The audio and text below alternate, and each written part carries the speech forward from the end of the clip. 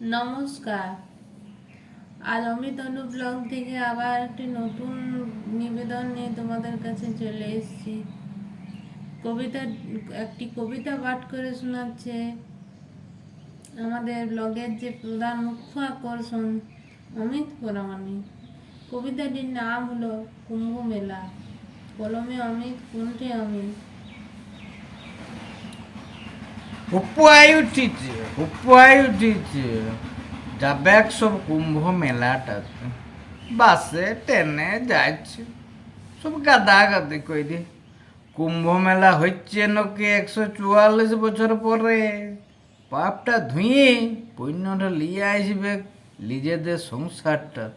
তা বেশ ঘন্টার পর ঘন্টা থাকছে জেমে দাঁড়াইয়ে।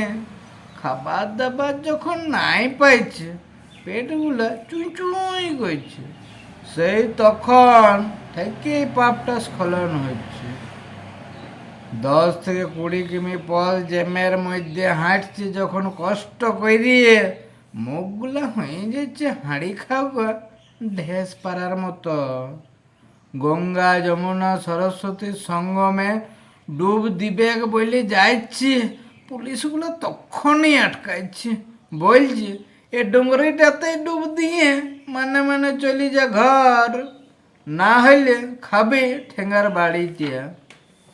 সেই শূন্য ঠেলা গুঞ্জা করি ডুব দিতে যাই দেখছি ফুল মালা প্লাস্টিক সব ভাসছে। এগুলাকেই হেলকাই দিচ্ছে সব ডুব।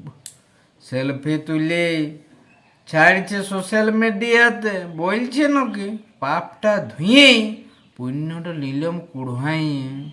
হায় রে, পাপ কোনোদিন কি ধোয়া যায়?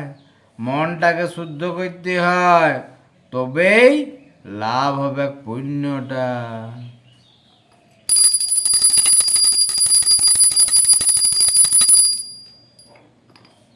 নমস্কার।